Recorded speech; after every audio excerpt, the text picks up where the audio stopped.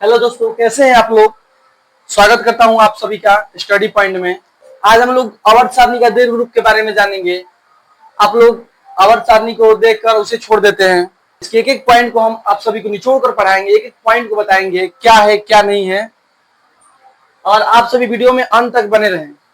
तो आप सभी को मैं आवर्त सारणी का दीर्घ रूप जो लिखा है इसमें एक एक पॉइंट को आराम आराम से बारीकी से समझाऊंगा और एक्स्ट्रा भी क्वेश्चन बताऊंगा। केमिस्ट्री क्या होता है, आवर्त सारणी क्या होता है, इसमें क्षैतिज रेखाएं क्या होती है, ऊर्ध्वाधर रेखाएं क्या होती है, सब आपको बताएंगे लाइन बाय लाइन। आप बस वीडियो में अंत तक बने रहें, ठीक है। चलिए, पहला पॉइंट है हमारा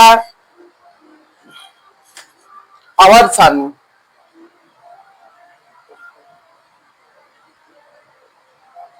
पहला पॉइंट हमारा क्या है इसमें, पहला पॉइंट है हमारा इसमें तत्वों की संख्या कितनी होती है। इसमें तत्वों की संख्या होती है 118। कितनी होती है? 118। 118 तत्वों की संख्या होती है पूरे आवर्त सारणी में, जिसमें कई धातु होते हैं, कई अधातु होते हैं और उपधातु भी होते हैं, निष्क्रिय गैस भी होते हैं। चलिए इसको समझते हैं। आवर्त सारणी में कितने तत्व होते हैं? कुल 118 तत्व होते हैं आवर्त सारणी में। आवर्त सारणी में ये जो क्षैतिज रेखाएं होती है, ये जो क्षैतिज रेखाएं होती है, 7 क्षैतिज रेखाएं हैं, ये सब आवर्त कहलाती है। और आवर्त सारणी में जो उदग्र रेखाएं होती है, स्तंभ के रूप में होते हैं, उदग्र होती है, उसे हम लोग ग्रुप यानी समूह कहते हैं। इसमें टोटल ग्रुप कितनी है? 18 ग्रुप है। 1 2 3 4 5 लिखा है सब, इसमें 18 ग्रुप है और 7 गो आवर्त है, ठीक है। चलिए अब इसे हम समझते हैं लाइन में लाइन। इसमें ब्लॉक की संख्या कितने हैं? 4 ब्लॉक की संख्या है। पहला है एस ब्लॉक, जिसमें आपका 2 समूह आएगा। दूसरा है पी ब्लॉक, इसमें 13 से लेकर 18 तक समूह आएंगे। और तीसरा है डी ब्लॉक के तत्व, जिसमें 3 से लेकर 12 तक के समूह आएंगे। और चौथा जो नीचे लिखा होता है ब्लॉक के तत्व, इसे लैंथेनाइट्स और एक्टिनाइट्स कहते हैं, जो ए ब्लॉक के तत्व है, ठीक है। चलिए इसे आगे समझते हैं। इस ब्लॉक के तत्व में 2 समूह होते हैं, जिसमें पहला समूह हाइड्रोजन ग्रुप का होता है, जिसे क्षारीय धातु कहते हैं। और दूसरा समूह होता है जो क्षारीय मृदा धातु होता है। डी ब्लॉक में ये जो जितने तत्व होते हैं, ये सभी संक्रमण तत्व हैं। और पी ब्लॉक के तत्व जो होते हैं, इसमें पहला है बोरॉन के परिवार होते हैं, दूसरा कार्बन के परिवार, तीसरा नाइट्रोजन के परिवार, चौथा ऑक्सीजन के परिवार, जिसे चाल्कोजन कहते हैं। और यहाँ पे 17 नंबर पे जो है 17 वर्ग, जो फ्लोरीन के परिवार है, हेलोजन ग्रुप कहते हैं इसे। और लास्ट जो 18 नंबर समूह है, उसे निष्क्रिय गैस, नोबल गैस, उत्कृष्ट गैस मानते हैं, ठीक है, कहते हैं, ठीक है। यह सब आपका हो गया। और इसको बारीकी से समझते हैं। इसमें सबसे पहले आप लोगों को कम से कम 30 तत्व को याद करना पड़ेगा। Hydrogen helium lithium, beryllium, boron, carbon, nitrogen, oxygen, fluorine, neon, sodium, magnesium, aluminium, silicon, phosphorus, sulphur, chlorine, argon, potassium, calcium, scandium, titanium, vanadium, chromium, manganese, लोहा, कोबाल्ट, निकेल, कॉपर, जिंक। कम से कम 30 या 40 भी याद कर सकते हैं। Gallium, germanium, arsenic, selenium, bromine, krypton, rubidium, strontium, yttrium, zirconium, niobium, molybdenum, technetium, ruthenium, rhodium, platinum, चांदी, cadmium, indium, tin, antimony, tellurium, iodine, xenon, caesium, barium, lanthanum. Lanthanum 57 तक होता है। और इसके बाद जो है ए ब्लॉक के तत्व में रहता है 57 के बाद, जिसमें 72 58 है, 58 से लेकर 71 तक, यानी सीरियम 58 से लेकर और लुटेटियम 71 तक आपका एक ब्लॉक में आ जाता है। उसके बाद आपका 72 से स्टार्ट होता है, ठीक है, रेडॉन तक। उसके 87, 88, 89, 89 के बाद नहीं है तो थोरियम 90 से लेकर लॉरेंशियम 103 तक आपका इसमें ए ब्लॉक के तत्व में पाया जाता है, ठीक है। ये आपका टोटल है 118 का तत्व। चलिए आगे जानते हैं। चलिए देखिए, जो ये आवर्त सारणी होता है, आवर्त सारणी में 7 आवर्त होते हैं, जिसमें पहला लघु आवर्त होता है, पहला लघु आवर्त होता है, जिसमें केवल 2 तत्व पाए जाते हैं, हाइड्रोजन और हीलियम, ठीक है। दूसरा होता है लघु आवर्त, ये अति लघु आवर्त है, ये लघु। दूसरा और तीसरा लघु आवर्त, जिसमें 8 तत्व आते हैं, ठीक है। चौथा और पांचवा इसे दीर्घ आवर्त बोलते हैं, दीर्घ आवर्त, जिसमें 18 तत्व आते हैं, और छठा और सातवां इन्हें दीर्घ अति दीर्घ आवर्त बोलते हैं, जिसमें 32 तत्व आते हैं। लेकिन सातवां को पूर्ण रूप से 32 तत्व दीर्घ आवर्त नहीं माना जाता है। इसमें 32 तत्व नहीं, क्योंकि सातवां आवर्त पूरा नहीं हुआ है। सातवां आवर्त में तत्वों के गुणों की अभी अध्ययन किया जा रहा है, इसलिए अभी इन्हें पूरा नहीं मानेंगे। कई लोग बोल देते हैं पूरा हो गया है। आगे देखिए, अब हम लोग जानेंगे लाइन बाय लाइन चारों ब्लॉक के बारे में। पहला ब्लॉक होता है एस ब्लॉक, दूसरा पी ब्लॉक, तीसरा होता है डी ब्लॉक, चौथा होता है एफ ब्लॉक। ठीक है, पहला ब्लॉक एस ब्लॉक, जिसमें मुख्यतः दो समूह होते हैं, पहला समूह और दूसरा समूह। पहला समूह को क्षारीय धातु कहते हैं और दूसरा समूह को क्षारीय मृदा धातु बोलते हैं। ठीक है, चलिए, और आपका आ गया यहाँ पे पहले हाइड्रोजन के बारे में जान लीजिए। हाइड्रोजन जो है ना, हाइड्रोजन है जो अपवाद है, हाइड्रोजन जो है अपवाद है, इसको समूह एक में रखा जाता है, लेकिन ये क्षारीय धातु नहीं है। ठीक है, चलिए यहाँ पर और हीलियम का जान लीजिए। हीलियम हीलियम समूह 18 में है, लेकिन इलेक्ट्रॉनिक विन्यास के कारण इसे समूह 18 समूह में है, लेकिन इसे एस ब्लॉक में माना जाता है इलेक्ट्रॉनिक विन्यास के कारण। ठीक है, चलिए आगे समझते हैं। चलिए अब पी ब्लॉक के बारे में जानते हैं। एस ब्लॉक हो गया आपका, और पी ब्लॉक को जानते हैं। पी ब्लॉक में आपका जो है धातु, अधातु, उपधातु और निष्क्रिय गैस टोटल मिल जाएंगे इसमें। ये सब आपका इधर साइड क्या हो जाएगा, धातु, बीच में जो है ये सब जो टिक लगाए हैं वो उपधातु हो गया, इधर आपका अधातु भी हो गया, और इधर निष्क्रिय गैस भी हो गया आपका। अब आपका हो गया ये डी ब्लॉक, जिसमें 3 से लेकर 12 तक के समूह को, 3 से लेकर और 12 तक के समूह को संक्रमण तत्व कहते हैं, इसे डी ब्लॉक माना जाता है। संक्रमण तत्व जैसे कि देख लीजिए लोहा, कोबाल्ट, निकल, कॉपर, जिंक, ये सब। और आपका जो नीचे दिया है एफ ब्लॉक, एफ ब्लॉक में आ गया आपका सीरियम 58 से लेकर ल्यूटेटियम 71 तक, और थोरियम 90 से लेकर लॉरेंशियम 103 तक। इसे इन्हें संक्रमण तत्व कहा जाता है। इन्हें डी ब्लॉक को संक्रमण तत्व कहा जाता है, तो ए ब्लॉक को अति संक्रमण तत्व कहा जाता है। ठीक है, चलिए आगे देखिए। अब इसमें कोई पूछेगा समूह के नाम बताइए, सब समूह के नाम बताइए, तो बता सकते हैं आराम से। समूह एक को क्षारीय धातु कह सकते हैं, क्षारीय धातु। समूह 2 को क्षारीय मृदा धातु। समूह 3 से 12 तक को संक्रमण तत्व। समूह 3 से समूह 12 तक ये सब आपका संक्रमण तत्व हो गया। ठीक है, और समूह 13 हो गया आपका बोरान के परिवार, बोरान के परिवार। 14 हो गया आपका कार्बन के परिवार, 15 हो गया नाइट्रोजन के परिवार, 16 हो गया ऑक्सीजन का परिवार यानी चल्कोजन इसे बोलते हैं, चल्कोजन के परिवार। 17 हेलोजन ग्रुप हो गया आपका, और 17वां और 18वां हो गया आपका, 18वां हो गया आपका उत्कृष्ट गैस या निष्क्रिय गैस,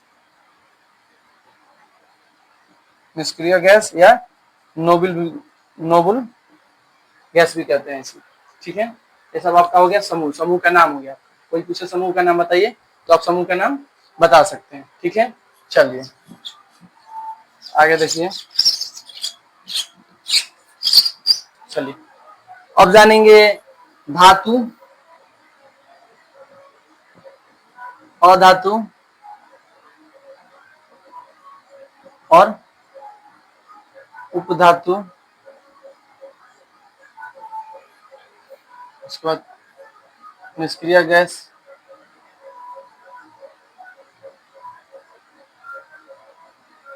ठीक है, इसको जान लेते हैं। इसमें अधातु की संख्या कितनी है, आवर्त सारणी में अधातु की संख्या कितनी है? तो अधातु की संख्या टोटल 17 है, 17 सामान्यतः, और उपधातु की संख्या 7 है। कई कई किताब में एक्स्ट्रा एक लिख दिया जाता है स्टेटिंग, इसलिए 8 बोलते हैं लोग। देखिए यहाँ पे पहला है बोरॉन, दूसरा सिलिकॉन, तीसरा जर्मेनियम, उसके बाद आर्सेनिक, एंटीमनी, टेल्यूरियम और पोलोनियम, पोलोनियम।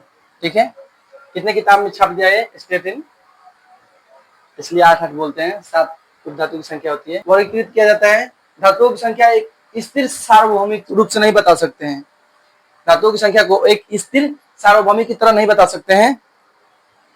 इसके बजाय इसे वर्गीकरण करके पढ़ना आसान होगा, बेहतर होगा।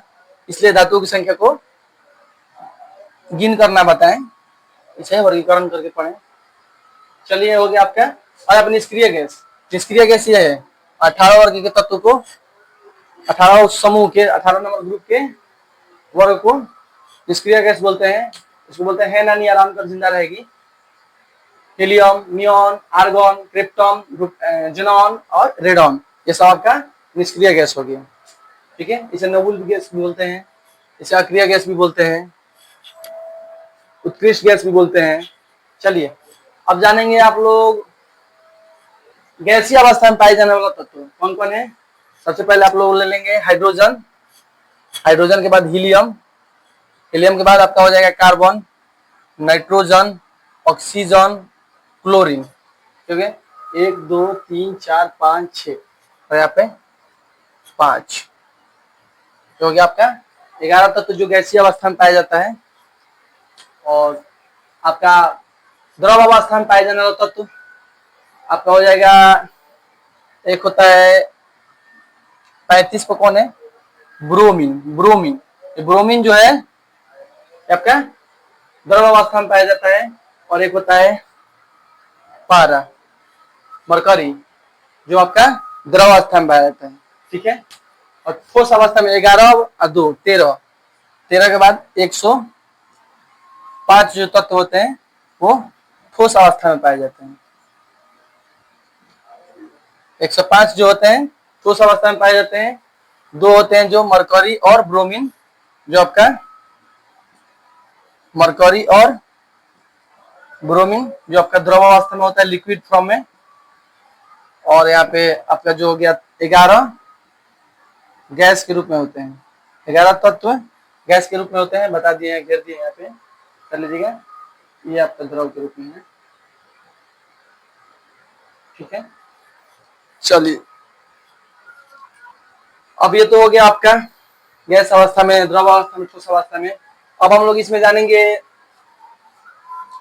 सबसे हल्का तत्व कौन है, सबसे भारी तत्व कौन है, सबसे हल्का गैस कौन है, सबसे भारी गैस कौन है, निष्क्रिय गैस कौन है। इसमें जानेंगे हम लोग सबसे हल्का तत्व कौन है। सबसे हल्का तत्व कौन है इसमें, सबसे हल्का तत्व हाइड्रोजन है। सबसे हल्का तत्व हाइड्रोजन है। और इसमें सबसे हल्का तत्व हाइड्रोजन हो गया। अब इसको जानेंगे सबसे भारी प्राकृतिक रूप में पाए जाने वाला तत्व कौन है। सबसे भारी प्राकृतिक रूप में पाया जाने वाला तत्व यूरेनियम। यूरेनियम कितना पर है, यहाँ पे 92 पर। यूरेनियम जो सबसे बड़ा प्राकृतिक रूप से सबसे भारी तत्व है, कौन, यूरेनियम। चलिए आगे देखिए, सबसे हल्की गैस कौन है, तो सबसे हल्की गैस हाइड्रोजन गैस है। सबसे हल्का तत्व और सबसे हल्की गैस हाइड्रोजन गैस। सबसे हल्की निष्क्रिय गैस कौन है, तो यहाँ पे निष्क्रिय गैस में आपका ये है गैस सबसे, इसमें सबसे हल्की कौन है, तो हीलियम सबसे हल्की निष्क्रिय गैस है। आप इसे लिख सकते हैं कॉपी में। सबसे भारी गैस कौन है, सबसे भारी गैस रेडॉन गैस है। ठीक है, सबसे हल्की गैस हीलियम, सबसे भारी गैस रेडॉन। ठीक है, कमरे के तापमान पर द्रव अवस्था में पाए जाने वाला धातु, कमरे के तापमान पर द्रव अवस्था में पाए जाने वाला धातु, द्रव अवस्था में 2 ही तत्व पाए जाते हैं, एक ब्रोमीन और एक मरकरी। तो धातु पूछ रहे हैं, तो धातु कौन है, धातु हो गया आपका पारा, मरकरी। ये आपका धातु हो गया, इधर है तो धातु है और इधर है तो अधातु है।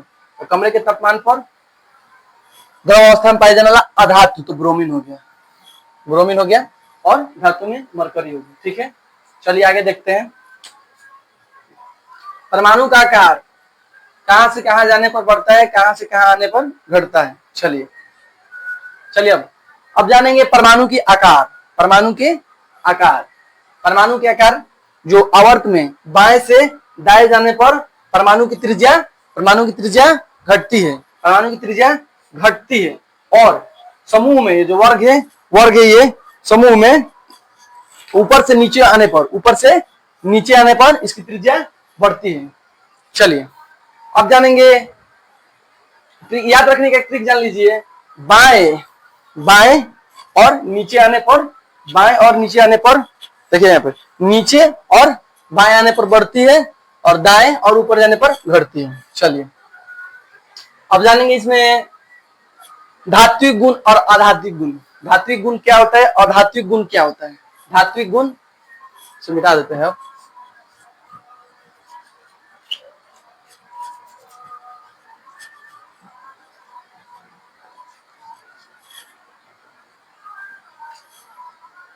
अब इसमें धात्विक गुण और अधात्विक गुण क्या होता है?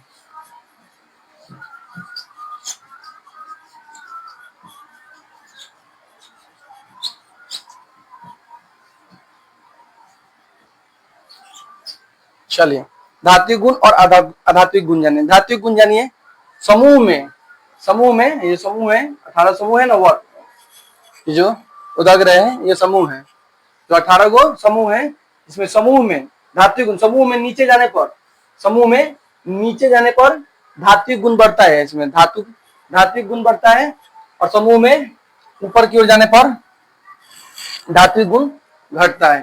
ठीक है, चलिए अब आवर्त में बाएं से दाएं जाने पर, बाएं से दाएं जाने पर, ये बाएं से दाएं जाने पर धात्विक गुण घटता है और बाएं से दाएं जाने पर अधात्विक गुण बढ़ता है। जैसे कि इधर अधातु है तो बाएं से दाएं जाएंगे तो धात्विक गुण घटेगा, इधर क्योंकि अधात्विक है, और बाएं से दाएं जाने पर अधात्विक गुण बढ़ेगा, अधात्विक गुण बढ़ेगा। यानी या इधर जैसे जैसे जाएंगे इधर अधातु मिलेंगे, और इधर जैसे जैसे आएंगे धातु मिलेंगे, और इधर अधातु मिलेंगे। चलिए अब यहीं पे आप क्लास को कंप्लीट करते हैं। नेक्स्ट पार्ट में मिलेगा आप लोगों को, जो बच्चा पूछा है नेक्स्ट पार्ट में कमेंट में बताइए, जो बच्चा है उसको हम बता देंगे, और अगले दिन हम करा देंगे इसका कौन से समूह में, कौन से आवर्त में किस तत्व को कैसे रखा जाता है, कैसे उसमें कैसे है, उसको इलेक्ट्रॉनिक विन्यास के द्वारा निकाल कर उसको हम समझाएंगे। नेक्स्ट पार्ट का इंतजार करें, बस एक दिन का समय दें। वीडियो में अंत तक बनने के लिए धन्यवाद। आप सभी से एक ही अनुरोध करेंगे कि वीडियो को शेयर करें ताकि और बच्चों तक ये वीडियो पहुंच सके, और चैनल पे नए हैं तो चैनल को सब्सक्राइब करें। 1 अक्टूबर से हम अपना सेशन स्टार्ट कर देंगे मैट्रिक और इंटर के बच्चों का। काफी बच्चों का डिमांड है sir topic by topic, line by line बताइए, तो 1 अक्टूबर से हमारा नया बैच स्टार्ट होगा जो फ्री ऑफ कॉस्ट पढ़ाया जाएगा आप लोगों को।